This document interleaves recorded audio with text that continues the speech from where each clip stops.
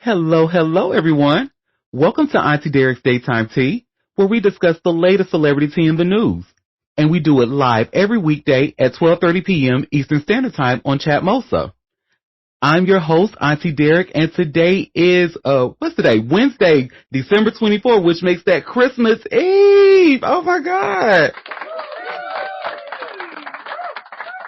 So happy Christmas Eve to all of you who celebrate. Yeah, I cannot believe we are here at this time of year already. But shout out to you all and shout out to the listeners in the chat. So as of right now, we don't have any co-hosts on the mic with me. It's just me by myself. But that's okay, baby. We still have our listeners in the chat that are very entertaining, and trust me, I'm sure they're going to be reading me in the chat like they always do. So shout out to my babies in the chat. And shout out to my hot tea cold cash giveaway. And let me get the link here. For the giveaways, terms, and conditions, head over to auntiederek.com/hot tea cold cash. Again, that is auntiederek.com/hot tea cold cash. So until January 19th of next year, I'm giving away $100 to one lucky winner one lucky supporter of this show. And how you gain interest into this giveaway, you RSVP to every upcoming live show. You attend every live show and stay in its entirety. And you share my show on social media with the hashtag Auntie Derek. So do all of that. You have a chance of getting 3 entries per day. And don't forget to stay in the know by subscribing to a bitch. So head over to auntiederek.com and hit the big green subscribe button at the top left. All right, honey. So I think we could just go ahead and jump straight into the tea. Let me do my best chill impression. It's tea time. I'm going to leave it a chill. She does it better. But either way, we like to start with some Diddy news, honey. And this first piece of news, I'm actually gagged over a little bit. So I have this all hip-hop exclusive here. And you all should see where it says, Diddy, sex cowboy, is not a victim of Mogul or Cassie, says the Feds. So y'all remember Clayton Howard, the sex worker who took the stand during the Diddy trial, but now he's also suing them as well, claiming that he contacted an STD during one of the freak-offs and all of that. And he even tried to say that he was a victim and Cassie's not innocent in all of this because she even orchestrated some of their get-togethers. Well, the feds say, nigga, knock it off. We ain't trying to hear none of that. So a male sex worker who had freak-offs with Diddy and Cassie and ended up with a sexually transmitted disease is facing stiff opposition from the government in his quest to be labeled a victim of the ex-couple. Federal prosecutors say Clayton Howard, a self-described male sex worker who once testified before a grand jury about Diddy's notorious freak-offs, isn't legally a victim of anyone. In a December 23rd filing to Judge Arun Subramanian, prosecutors argued Howard does not qualify as a victim under the Crime Victims' Rights Act, even though he was counted as one under sentencing guidelines in Diddy's criminal case. The Justice Department is pushing back hard, saying the freak-off participant was not directly and proximately harmed. I'm sure I just tore that word up. Anyway, by Diddy's crimes and by his own admission, was a paid escort who willingly joined those events. Howard advertised commercial sex services, the filing said, noting he has self-published a book and made multiple media appearances describing his experiences.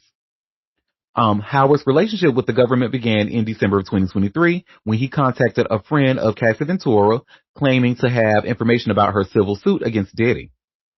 During interviews, Howard admitted he was a commercial sex worker who took part in Diddy and Cassie's freak-offs between 2010 and 2017 and described witnessing violence by Diddy against Cassie during those encounters. Prosecutors said Howard participated in at least 6 interviews before he testified to a federal grand jury in March of 2025. But just before the trial, his lawyer told the government that testifying again would hurt Howard's mental health. By May of 2025, Howard had switched attorneys and neither side called him as a witness at Diddy's trial. So, and I need to correct myself. So I say he testified at the trial. No, he testified at the grand jury. So my mistake. Anyway, after Diddy was convicted of 2 man act offenses in July of 2025, the court counted Howard and other male escorts who traveled interstate for freak-offs as victims for sentencing purposes, but not under the federal crimes victim statute. Once the verdict came down, Howard started pressing the Justice Department for documents proving his victim status. He also sought help applying to the Backpage Remission Program, which compensates verified trafficking victims. Prosecutors say that Diddy was never charged with trafficking Howard, and that Howard's claims of sexual exploitation were aimed chiefly at Cassie Ventura, who was legally recognized as a victim, not a perpetrator of a crime. In recent public statements and filings, Howard has accused federal prosecutors, including Maureen Comey, of using his story to secure a conviction against Diddy and then ignoring him once the case ended. He says the government denied him rights under the Crime Victims' Rights Act and blocked him from testifying about Cassie's alleged role. In his separate civil lawsuit against Diddy and Cassie filed in June of 2025, Howard claims he was sexually trafficked, assaulted, and infected with herpes after being manipulated into unprotected sex and drug use at the couple's private gatherings. He's seeking $20 million in damages. Okay. Okay, so my thing is, right, my thing, because I was actually really listening to him. I wanted to even hear like a lot of his story until that one thing where he said that when Cassie was allegedly pregnant by him and she didn't alert him of that abortion, that she had, terminating his baby. And I'm like, So are you the type of sex worker who does this with all of your clients, or is it just Cassie? Because I just like that really wasn't a good look. So any chance that you had of me like looking at you as a victim, I'm just kind of like, I don't know. You one of them. I don't know. So there you go. Now you got a lifelong souvenir to take back with them herpes, honey, allegedly. So and that's actually not the first time I've heard the H word when it comes to Diddy and Diddy's partners and stuff like that. So allegedly, I'm just saying I have heard that word come up before, and not from Clayton, from other people. Well, that's that on that, honey. The feds say, nigga, knock it off. You're not a victim. Well, not in this case. Now, when we wanted to, get Diddy's ass, out of the paint, you was a victim then because, you were one of the clients that he used for one of them freak offs. But now you're trying to, no, baby, you're not a victim. Go sit down, according to the feds. Well, what's this next story I got for y'all, honey? Oh, speaking of Judge Arun Subramanian, honey. Speaking of Judge Arun, Diddy is not happy with him. And Diddy is currently filing an appeal over there from Fort Dix, honey. And y'all should see I have this TMZ article where it says Diddy files new appeal, says judge acted as a quote-unquote 13th juror with harsh sentence. So, Diddy's legal team is ripping Judge Arun Subramanian, accusing him of crossing a line with a 50-month sentence and acting more like a juror than a judge. Diddy filed a new appeal late Tuesday evening, demanding his conviction be overturned and his release from prison, or at the very least, his sentence be lightened. While his lawyers have previously filed multiple appeals, this one singles out Judge Subramanian for acting as the 13th juror in Diddy's criminal trial. In the docs, lead appeal attorney Alexandra Shapiro claims the judge's draconian 50-month sentence is based on the conduct for which the actual jurors acquitted Diddy, namely the racketeering and sex trafficking counts. Shapiro claims Subramanian incorrectly said during sentencing he could consider Diddy's behavior related to the more violent charges, even though he'd been acquitted of them, which she calls a violation of Diddy's constitutional rights. Diddy's insisting his sentence should only be based on the 2 counts of violating the Mann Act, transporting individuals for a purpose of prostitution, for which he was convicted. In previous appeals, Diddy's team has also argued he did not actually set up the travel or payment for the male prostitutes, and therefore did not violate the Mann Act. Federal prosecutors still have a couple of months to respond before the case can go before the appellate court. Poor thing. He's trying his damnedest to get the hell up out them bars, honey. Go ahead and stay in there, eat your Cornish hen. Ain't they having Cornish hen? No, I think that's tomorrow's meal. some kind of a holiday treat that they supposed to be having over there at Fort Dix, which we talked about here before. So, and I have to say, the judge actually did not act like a 13th juror. He actually did act like a judge. He took all the information that he had and made a very educated decision, in my opinion. You remember we followed that trial from the rooter to the tutor and read everything. And from the time that he had to check Diddy, for trying to, like, doing those weird noises and trying to intimidate the witnesses on the stand, he had to check Diddy for that. And so he wasn't acting like a 13th juror. He was definitely acting like a judge.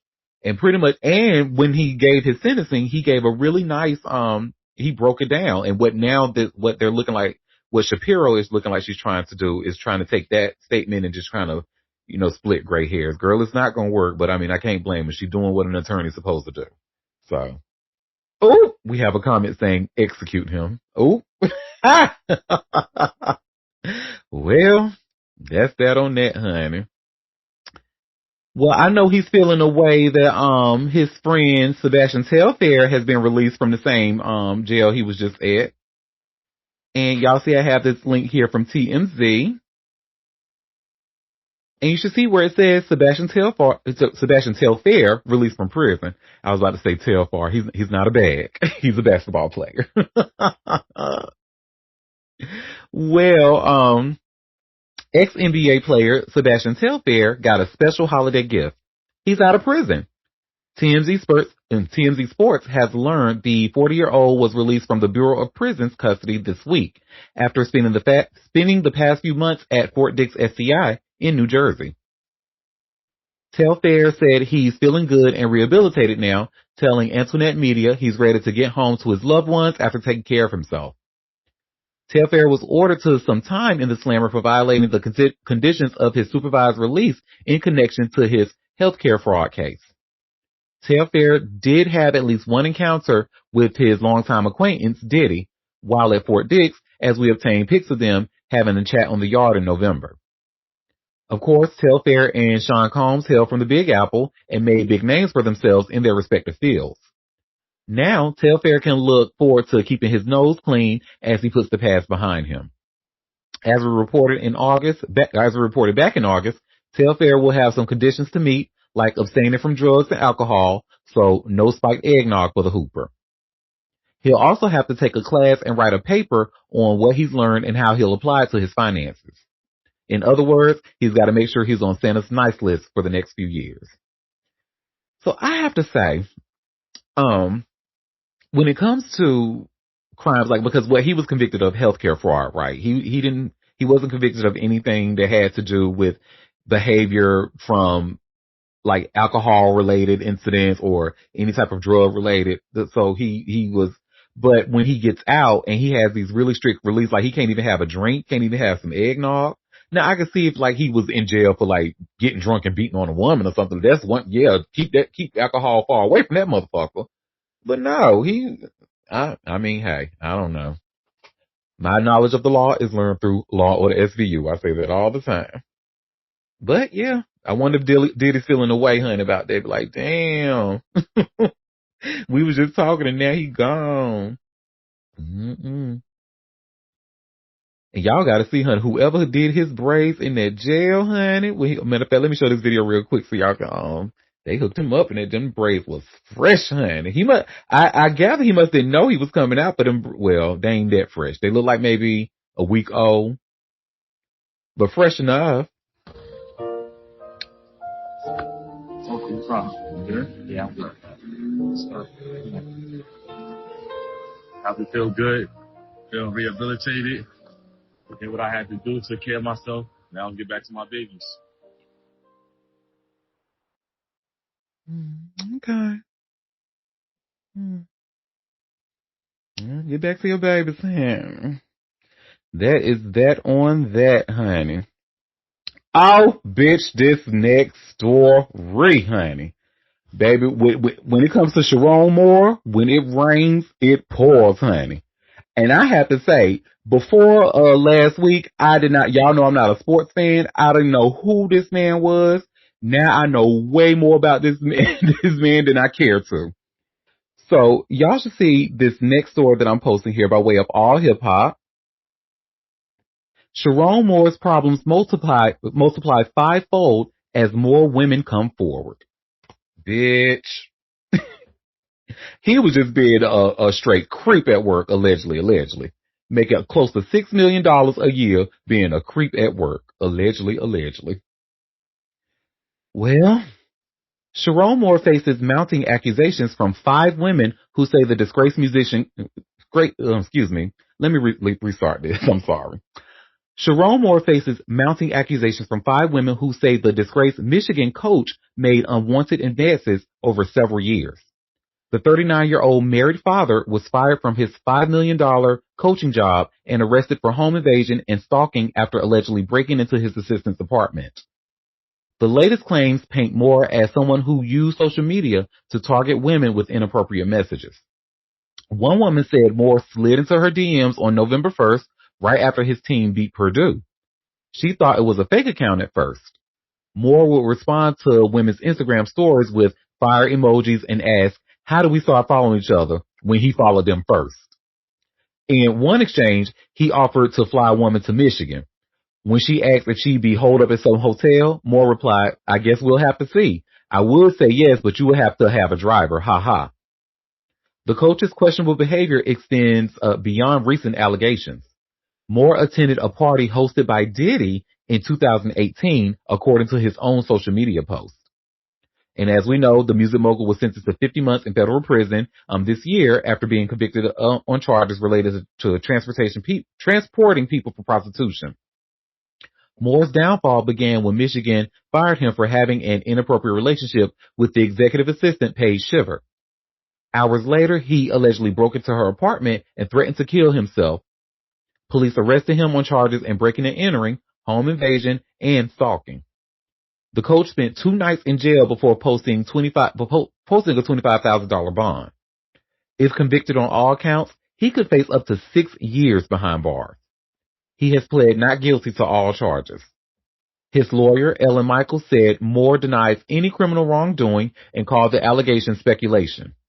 Moore's wife, Kelly, appears to be standing by him despite the scandal. The couple has 3 children together. We have a comment just like a nigga. Exactly. And I can't stand it. Y'all got to come up with something else for real, honey. Cause that has actually happened to me a few times where motherfuckers just be popping in my DM. Hey, how we follow each other? First of all, I don't follow anybody unless I know them.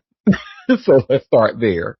I personally don't follow. Now, if someone follows me and I look to that person and they seem like they're okay and they're not a bot and they interact and stuff like that, then yeah, I'll follow them back.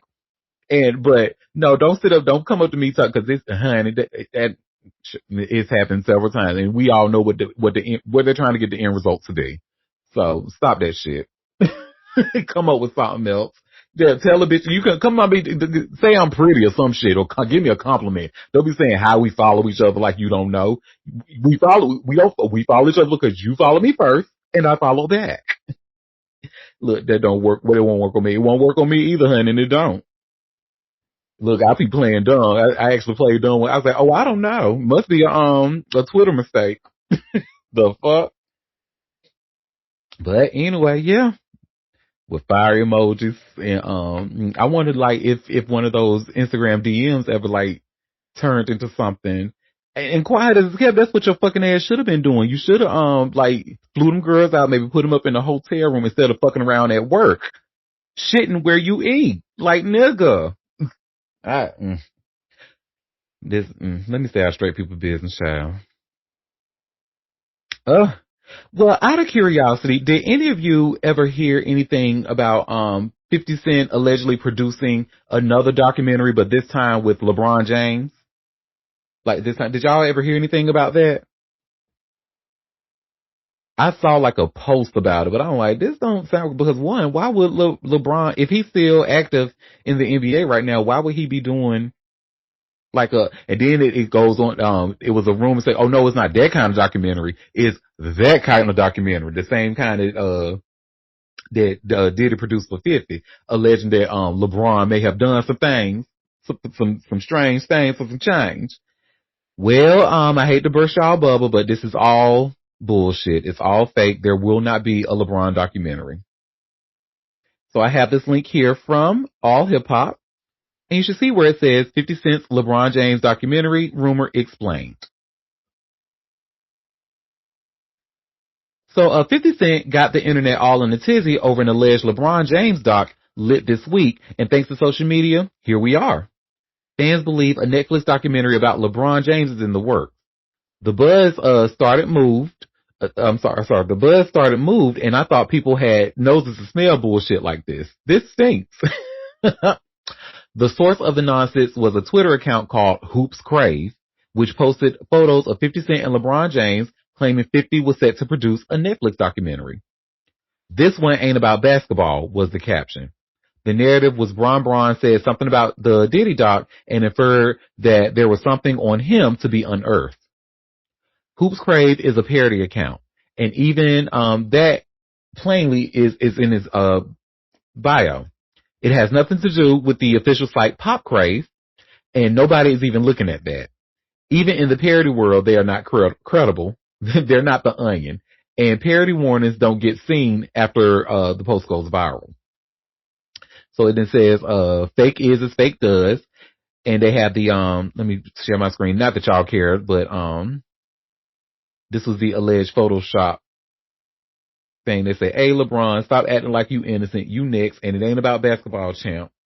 But you can even tell this fake because look at the date. It's supposedly in 2023 in October. So, yeah. It's bullshit. There is no LeBron James documentary. Now, as far as we know, LeBron James is not someone who sexually assaults people. So he's a happily married man.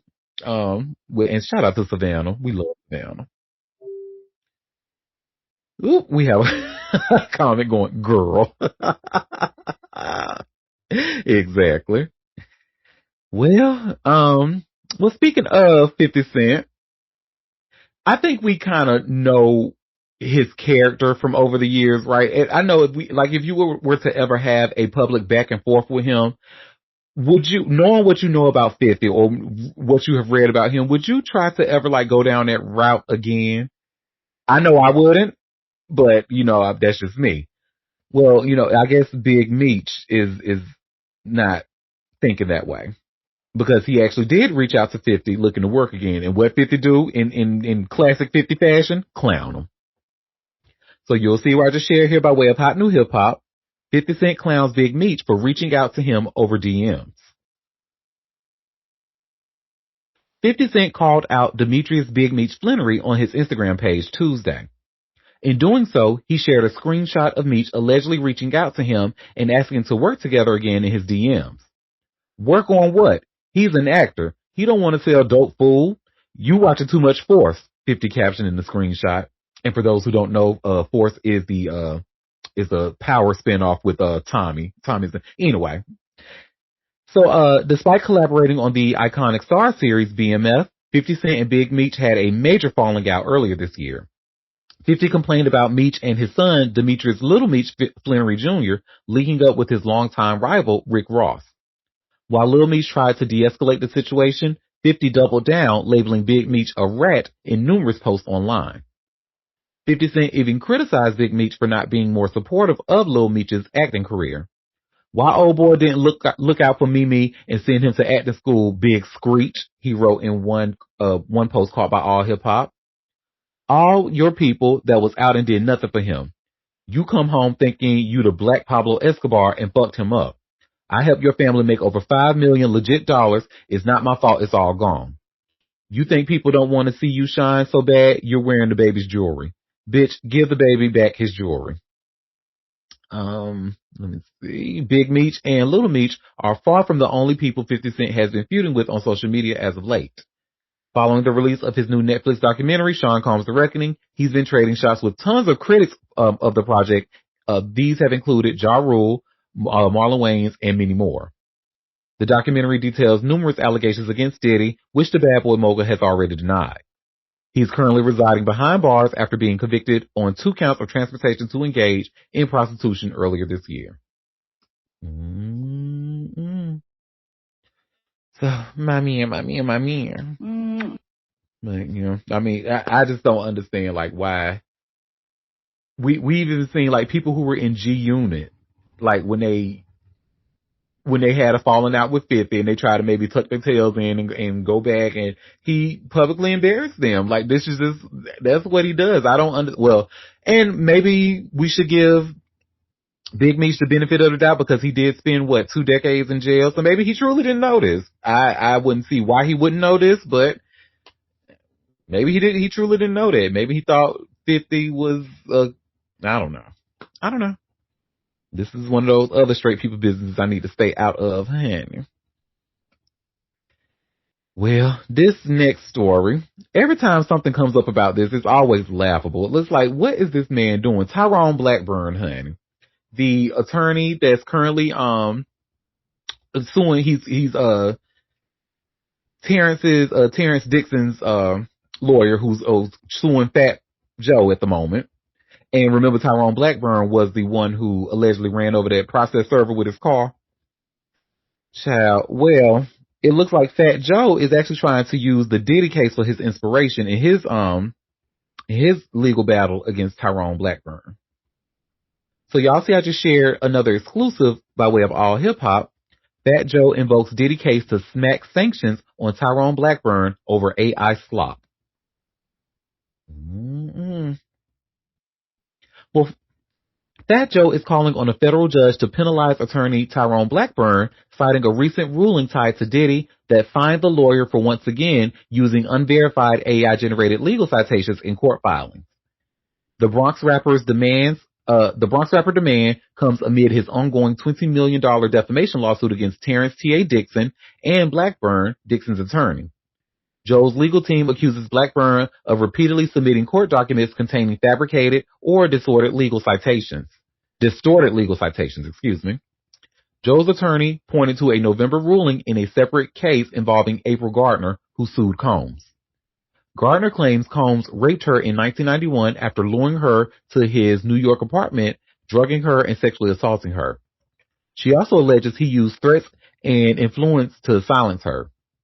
As reported by All Hip Hop, the lawsuit centers on alleged sexual violence during Combs' early rise in the music business. Blackburn, who represents Gardner, came under scrutiny in that case after citing a fabricated court decision. The judge confirmed the case does not exist and said the error stemmed from Blackburn's use of generative AI without proper fact-checking. Despite being alerted to the issue, Blackburn failed to correct the filing, and that misstep led to sanctions. The court ordered Blackburn to cough up $6,000 to inform his client of the penalty and to report the sanctions to the legal authorities in New York and New Jersey. Stupid. Anyway, now Fat Joe's lawyers argued that Blackburn's conduct in the Gardner case mirrors his actions in Joe's lawsuit almost perfectly. The Bronx's rappers' attorneys also highlighted Blackburn's prior discipline in another case involving defamation claims tied to T.D. Jakes. In that matter, Blackburn was also sanctioned and fined for using AI-generated slop. Joe's team says the pattern is troubling, especially given the gravity of the claims in the current defamation case. Dixon claims Fat Joe forced him into thousands of sex acts and other misconduct tied to his past business dealings with Joe, which the rapper flatly denies. Fat Joe is urging the court to impose sanctions strong enough to prevent what he calls repeat misconduct from Tyrone Blackburn. Now, I must say, y'all know I am not a Fat Joe fan whatsoever, honey. If I don't have to hear anything else about Fat Joe for the rest of my days, I will be good. However, when it comes to this, he's absolutely right. This is crazy. The fact that your ass got caught doing that shit before, you were fined for doing that shit before, and you had to report it to the New York and New Jersey legal authorities, Tyrone Blackburn. The first time I would have if I would have tried to get away with using some AI shit and the court read me for that shit for filth the first time, oh baby, I would have put the stop to that shit the first time. Oh, but no, not him. He goes on to do it that we know of 2 more times. Nigga. Girl. Ooh, child. I really don't have words. This is egregious. It's like, are you trying to lose your license? Like, yes, I think he is. First the AI generated mess, and then the running over process server with your damn car, allegedly. Nigga, what are you doing? Ooh, child. Well, that's that on that, honey. Ooh, I couldn't wait to talk about this story, honey, because currently we have someone who's a card carrying member of the Lambilly. A shout out to the lambs everywhere. Shout out to Mariah Carey, the queen, the Aries mother. Oh, we have a comment saying "fuck fat ass Joe." To be honest, yes. But the queen, the Aries queen that is Mariah Carey. Shout out to her, and shout out to the Queen of Christmas. She actually has her a holiday win, honey, over the song, her iconic song, "All I Want for Christmas Is You." So y'all should see what I just shared here by way of TMZ. Mariah Carey scores legal win in "All I Want for Christmas" copyright lawsuit. Yay! So Mariah Carey may have some extra Christmas cash this year because the judge who dismissed the lawsuit filed against her over her popular Christmas song just ordered the folks who dragged her to court to pay her more than $92,000 in sanctions. According to new legal docs obtained by TMZ, the judge ordered sanctions against the people who filed the action against Mariah, finding it lacked merit and determining there was good reason to deter people from filing baseless lawsuits. The docs show Mariah was awarded $92,303.20 in sanctions, and several thousands more were ordered to be paid to other parties involved in the case, bringing the total tab to nearly $110,000. As we reported, Mariah was sued in November of 2023 by Andy Stone and Troy Powers, who claimed Mariah copied their 1989 song, "All I Want for Christmas Is You." The men were going after Mariah for at least $20 million in damages, but the judge tossed the lawsuit in March and has now hit their counsel with the sanctions. Don't play with her. Don't play with the queen, honey. And now y'all got to pay up. You got to come out of them pockets almost over $100,000. You know good and well Mariah didn't. Matter of fact, I want to hear that. Do they have I think they got a. No, this is Mariah's version. I want to hear the Andy Stone version because I want to see if it even sounds even remotely. Let's see. "All I Want for Christmas," Andy Stone, 1989.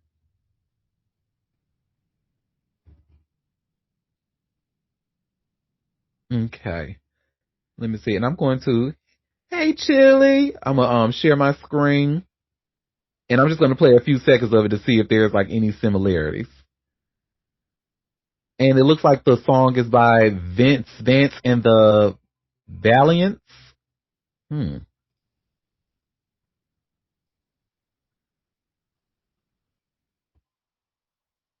Okay, let's see.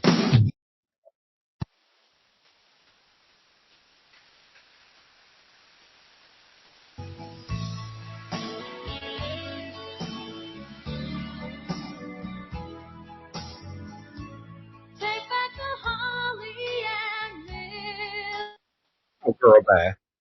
Girl, bye. I see exactly why that shit was thrown out. Girl, bye. That didn't even sound remotely. Girl, bye. Pay Mariah her money and get out her face. Good evening. She trying to say that sound like "All I Want for Christmas" by Mariah? Yeah, well, the two people who wrote the song, they tried to sue that and saying that Mariah sue her for copyright infringement. So that case was dismissed back in March, and now these people have to pay Mariah sanctions. What? For playing around with the court people time. Right. Crazy. Well, speaking of some more legalities, honey, our next story, baby, when I tell you Megan Thee Stallion is not playing with Milagro-grams, and I love to see it, because Milagro gave her a hard-ass time, and I'm glad she is returning the favor. So y'all should see I have this link here by way of All Hip Hop, which is another exclusive. Megan Thee Stallion goes after Milagro-grams to have defamation charge reinstated. She said, "I ain't done with you yet, girl." She is not letting that hell go. So Megan Thee Stallion is back in court demanding a Florida judge reinstate, Megan Thee Stallion is back in federal court demanding a Florida judge reinstate her defamation verdict against blogger Milagro Grams after it was tossed out over a media defendant technicality. The Grammy-winning rapper accused Grams of waging an online smear campaign bankrolled by Tory Lanez family. Megan's attorney said the jury had already ruled in her favor on all counts, including defamation, intentional infliction of emotional distress, and promotion of an altered sexual depiction. But after the jury also answered that Grams was a media defendant, the judge removed the defamation count from the final judgment, citing Florida's pre-suit notice law for journalists. Megan Thee Stallion and her lawyers argued the move was a manifest legal error. The court, they said, had previously ruled twice that Grams was not a media defendant and therefore not entitled to those protections. The case should have not been tried and was rightfully tried on the merits of Megan Thee Stallion's defamation claim, the filing states. The rapper's legal team detailed why Grams shouldn't be considered press.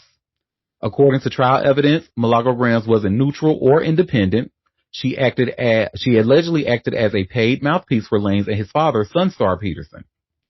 Megan's lawyer said Grams received $3,000 in payments, free travel, and gifts while spreading false claims that Megan lied about being shot. Text and Instagram DMs entered into evidence showed Grams calling herself part of the Peterson family and publicly dismissing journalism ethics as not applicable to her. Jurors heard that Grams built her mob radio brand off of attacking Megan's reputation, accusing her of mental illness, alcoholism, and fabricating the 2020 shooting. Despite finding those statements defamatory, jurors became confused by a last-minute legal question added to the verdict form, whether Grams qualified as a media defendant. The yes answer led the court to strike the defamation count, though Megan still prevailed on her emotional distress and deepfake video claims. Megan Thee Stallion and lawyers now seek to restore the defamation verdict, asserting that the media defendant question was improper. They said the jury had no authority to decide a legal classification that the court had already settled. No court has ever extended media defendant status to a defendant who supplies and receives information to affect criminal proceedings while maintaining a paid and intimate relationship with the accused, the motion argues. Megan's motions asks the judge to strike the jury's media designation and reinstate the original verdict on defamation per se. The court has yet to file on her request. I actually find that to be very, very interesting because, and you know how we've even talked about like jury instructions on this show before and how like a lot of times it's really hard for 12 people to agree on something. But for this court to say that she was not a media defendant, those journalistic protections do not apply to her because before they said she wasn't independent, she wasn't impartial, she whatever words they use. She didn't report fair, basically, was what they were saying. And they got like screenshots and DMs and text messages of her saying, oh, well, I don't need to do, all the journalism rules don't apply to me in this situation. So yeah, I think Megan's lawyers are absolutely right. Like, what you mean? How is the jury, these 12 regular people who don't practice law, how are they going to determine what is and what is not a media defendant? She's a blogger. She's never been a journalist. I could see if she's an ex-journalist who was fired from somewhere and started a blog, but she's never been a journalist. How did they even give her that status? Right. That's crazy. Mm-hmm. Get her, Megan. Get her, and do not let that girl ponytail go. She tried you.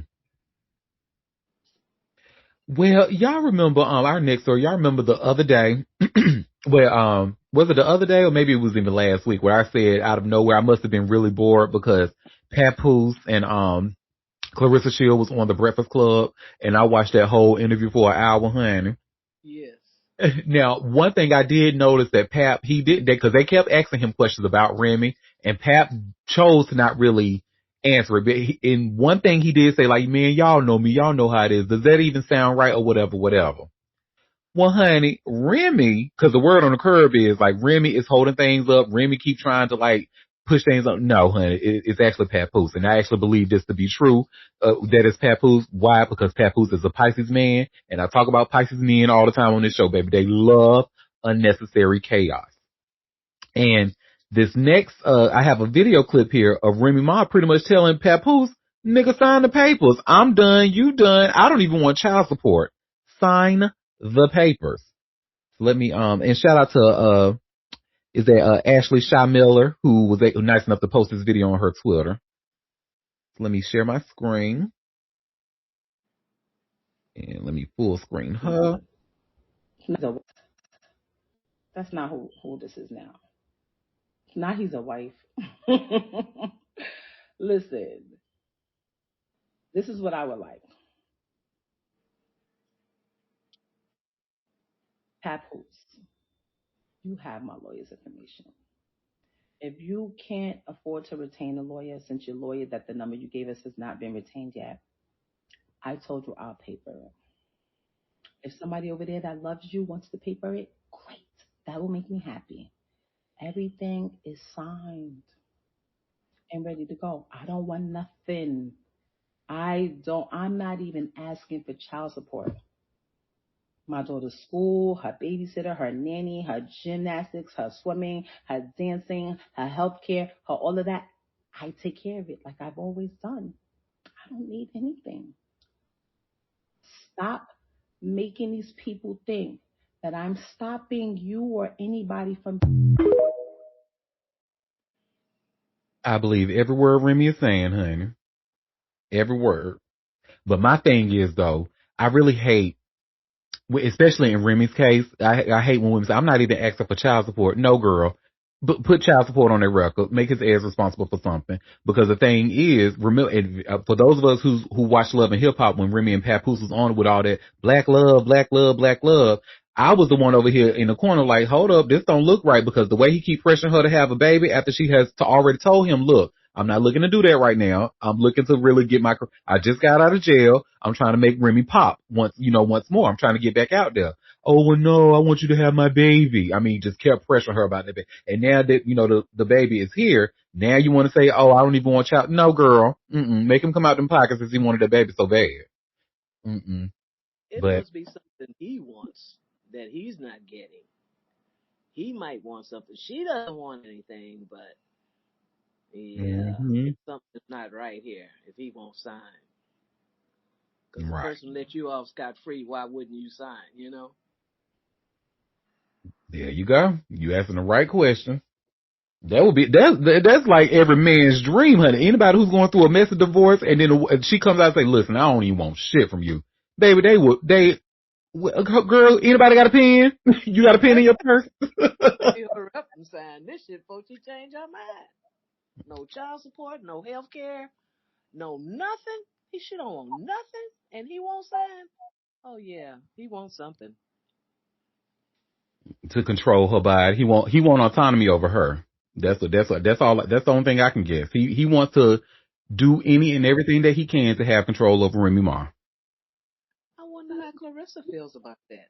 She's stupid. The way she was acting in that interview, and I remember I even told you, the way she was just talking was turning me off. It was like, because those of us who know, like, or who watch The Breakfast Club, we know that Papoose is like, they're all cool. Like, Papoose is cool with Charlamagne, he's cool with DJ Envy. They like they be texting each other and stuff. It's been like that for a long time, because it's especially with DJ Envy and Papoose, is a New York like brotherhood thing. So they know Papoose. They know him very well. They know about his relationships. And then what Clarissa was up there doing during that interview, she said, I mean, he not the type of person that like to sit there and talk like that. I'm like, first of all, little girl, you don't think they know that about him already? Second of all, you look foolish. And to be completely honest, y'all, I don't think that girl is in the men. I don't know what's going on, but she really gives me, like old school BD. Well, I don't want to say the word, but y'all know what I say when I say BD. That's what she's giving. I don't. You ain't buying it. I'm not buying it. Something about that ain't right. I did see she just came out and denied that she was pregnant. I saw a video clip about that. I don't know how old that is though, or if it just came out. But that leads me to believe that he probably over there pressuring that little girl to have a baby. And I'm Child, calling her a little girl, but she's over 30, but she's still a little girl. what interview or something she was doing talking about she got a small waist. I'm like, girl, where? I mean, I ain't saying she fat, but a small waist? Come on, girl. Ain't nothing about you small. Anywhere. With her brain. Ooh. That wasn't nice. Auntie, that was not nice. No, Auntie. Yeah. But I'll allow it. Look, honey, she need to. That interview was just. I was just shook my head the whole time. Well, believe it or not, I actually got 3 more stories left.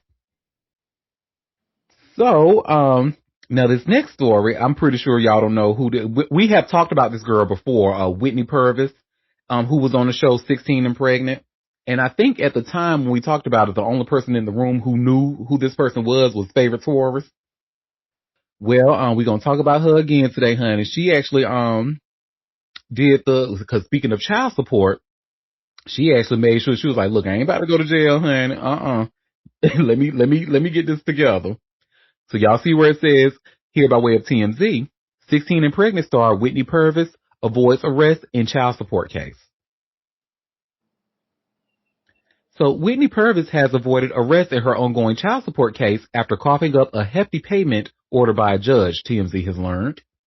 According to court docs obtained by TMZ, the 16 and Pregnant alum was on the brink of being arrested after the court found she'd fallen more than $23,000 behind on child support for the kids, Weston Jr. and River, with ex Weston Gosa. The judge ordered Purvis to be taken into custody and jailed unless she paid a $4,000 lump sum purge payment to avoid jail time. Court docs now show she paid the full amount, so the judge rescinded the order before she was ever arrested. Purvis is still on the hook moving forward because she's been ordered to continue paying $353 per month in current child support plus $20 per month towards the arrears along with additional processing fees. We broke the story. Purvis was previously in police custody after being arrested on a felony involuntary manslaughter charge tied to an alleged fatal overdose. Police claim she intentionally distributed tranq, a fentanyl xylazine mixture, which they say caused John Mark Harris to die from a toxic overdose. She also faces 2 additional drug charges, including possession with intent to distribute. The arrest came just weeks after the death of her teenage son, Weston Jr. Baby. Girl, this story got a lot of what the fuck's in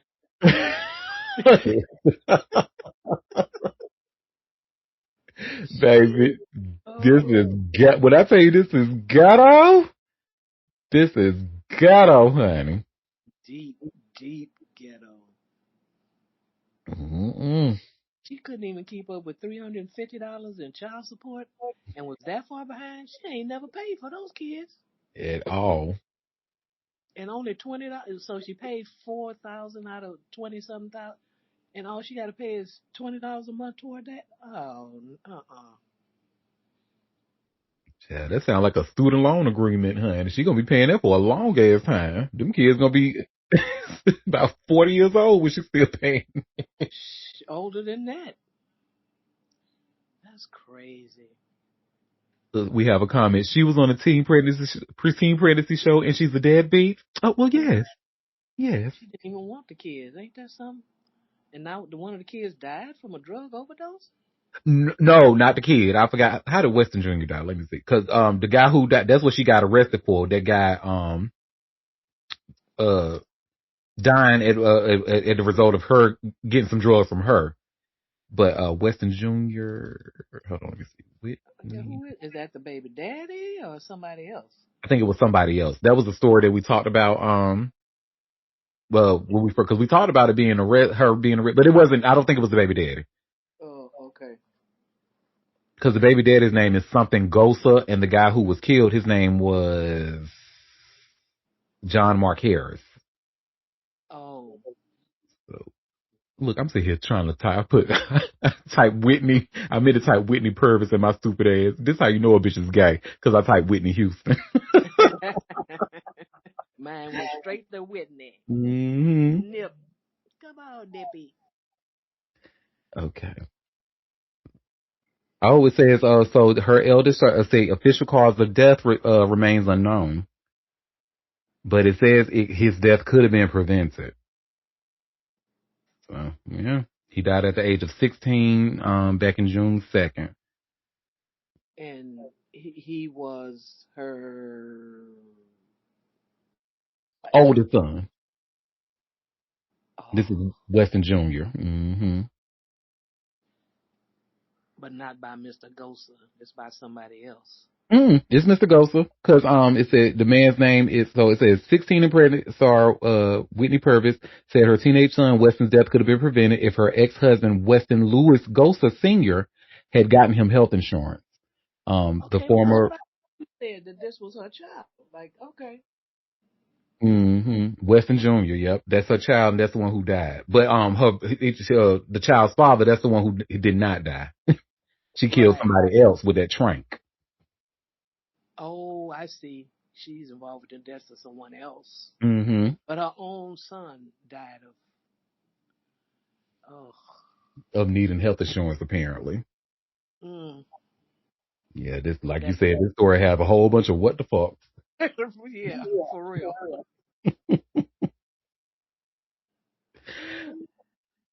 Well, another what the fuck story. While we sit here talking about, the people from MTV, honey. Do y'all know Bam Margera? Mm-hmm. Margera. Mm-hmm. Well, he got him his own little nasty child support thing going on, honey. What is y'all got going on at MTV, honey? And y'all see where it says here by way of TMZ, Bam Margera agrees to pay $2,500 every month in child support. So, Bam Margera has agreed to pay $2,500 per month in child support to his estranged wife, Nikki Boyd, TMZ has learned. According to court documents obtained by TMZ, payments are due to start on the 1st of January for Bam and Nikki's 8-year-old son, Phoenix. The papers state Nikki has agreed to provide and maintain Phoenix's healthcare coverage. This comes after Nikki initially requested Bam to pay her $15,000 per month, claiming Bam's net worth was around $55 million. But now it looks like they came to an agreement for a much lower monthly amount. The aftermath of the couple's split has been super messy. Bam previously claimed their 2013 wedding wasn't even legitimate because they said "I do" in Iceland, where they were not residents and they never did any official paperwork in the U.S. Bam's substance abuse made matters even worse.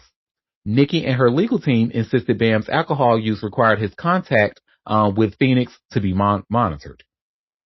Now Bam says he's sober, which is something he says his new wife, Danny Marie, should get credit for. Bam told us Danny laid down the law with him, saying if he drank alcohol, it was basically the same as cheating. The two wed in 2024.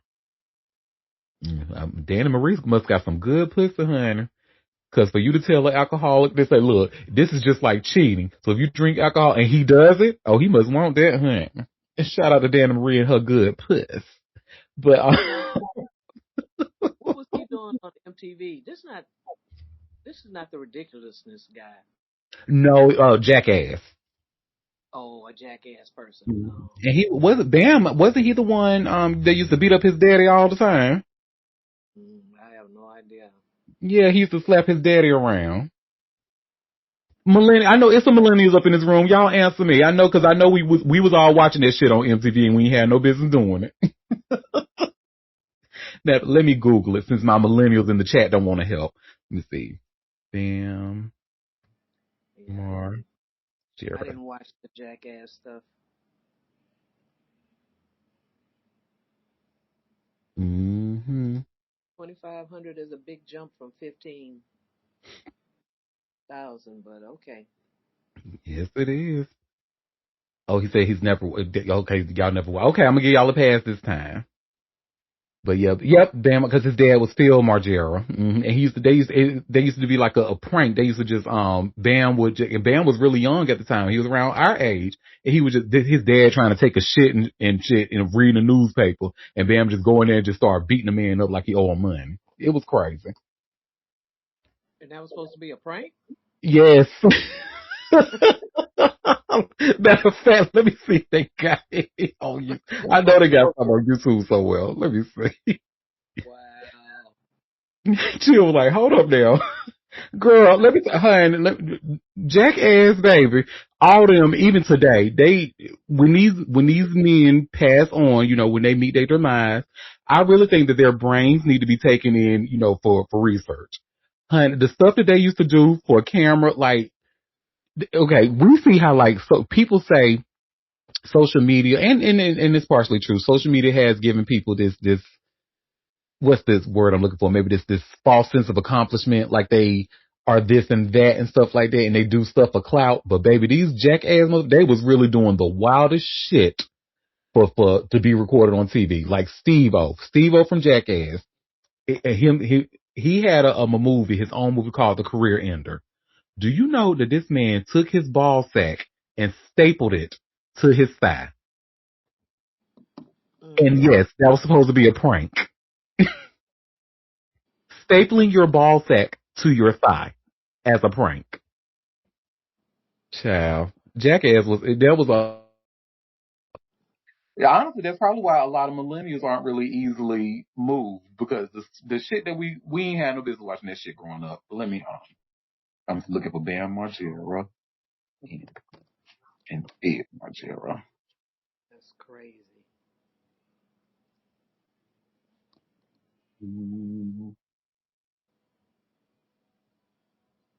Okay, I found a video. This is like a 13-second.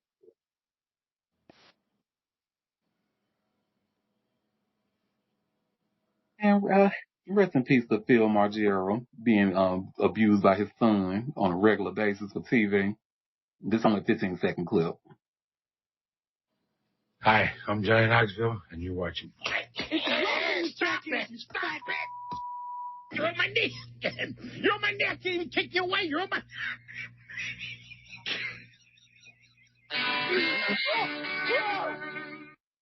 Baby, when I tell you that used to get us excited, honey, ah, girl, yes. They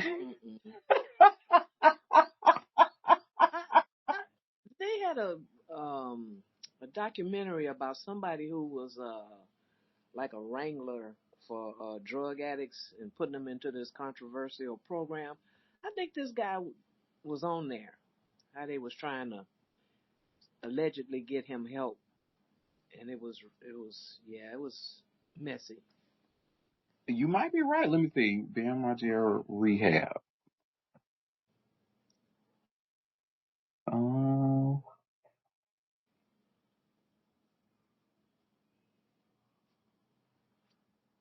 oh yeah. Well, he did go to rehab for drug abuse, but I'm not seeing anything about the show. Maybe I'm just not looking right. But yeah, it sounds about right.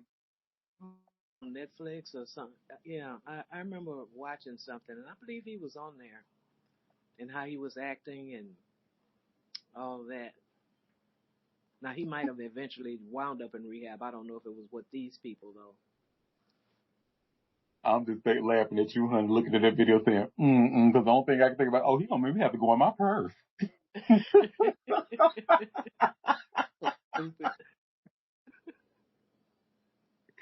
Oh, well, y'all, the last story I have for us today. So our former vice president, the amazing Kamala Harris, honey, she actually has some advice for those of you who are looking to get out there and date. So let me share this TMZ link that I have here. So she was just on the Rich Little Broke Girls podcast, and y'all see where it says here by way of TMZ. Kamala Harris gives hilarious dating advice to younger women on this podcast. So let me share my screen and let's see what Madam VP had to say, honey.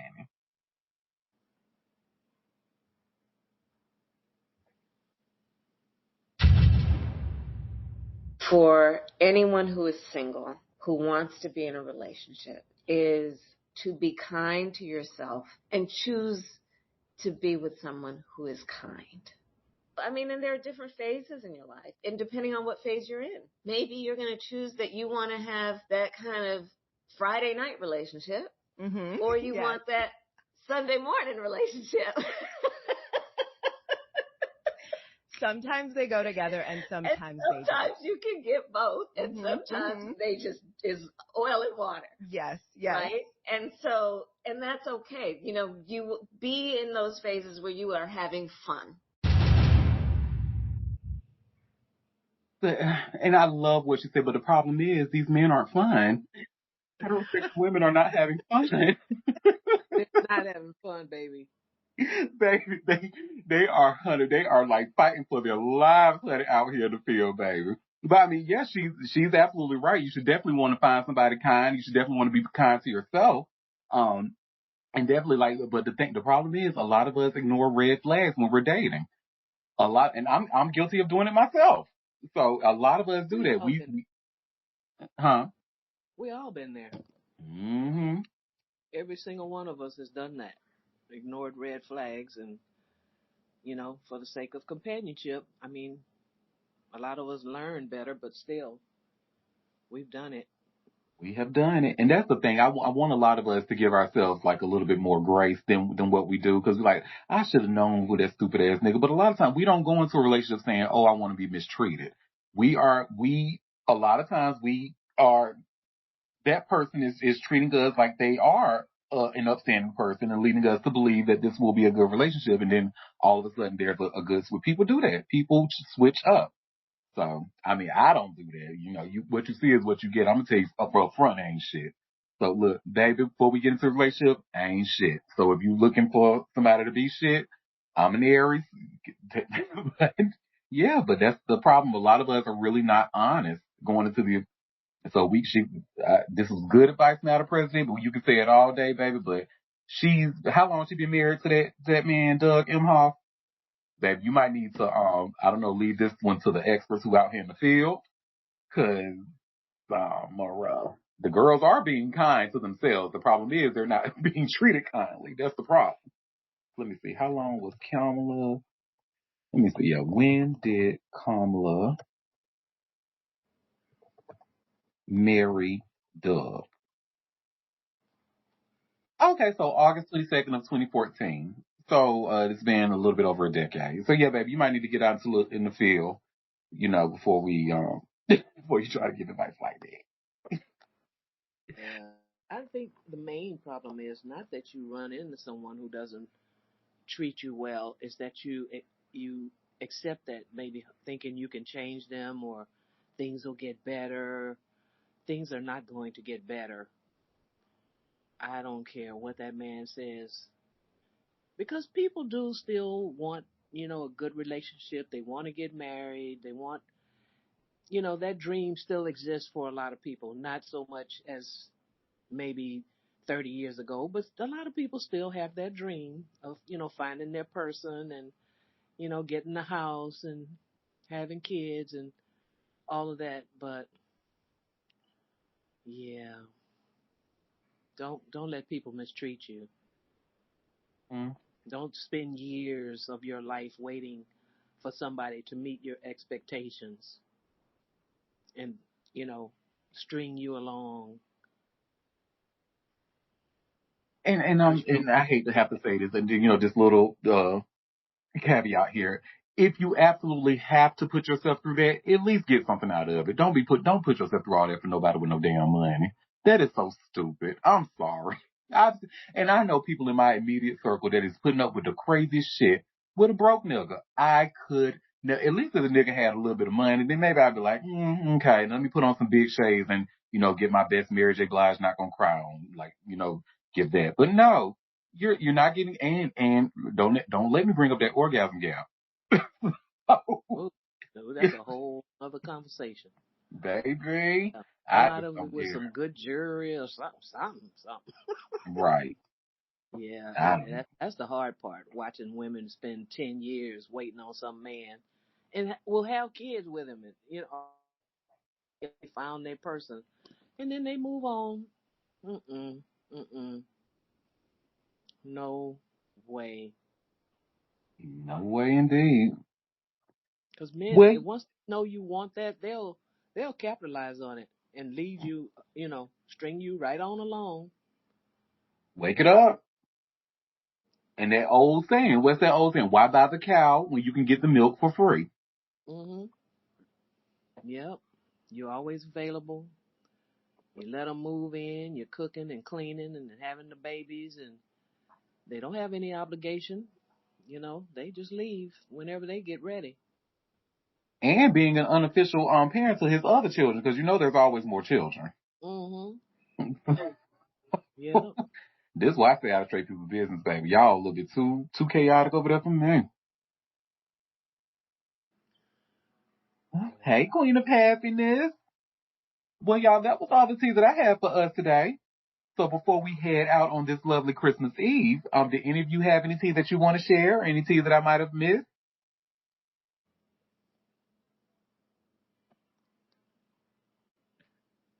All right, y'all. Well, thank you for taking time out of your busy day to come and sip tea with me on this lovely Christmas Eve. We will be back tomorrow or Christmas Day. So when all your other shows that be talking about y'all celebrity tea, where they're gonna be off, no baby, we're gonna be here talking about the Christmas tea. So join us if you can for at 12:30 p.m. Eastern Standard Time for another live show if you can make it. We will be here for Merry Christmas. And until then, I hope you all have a fabulous Christmas Eve.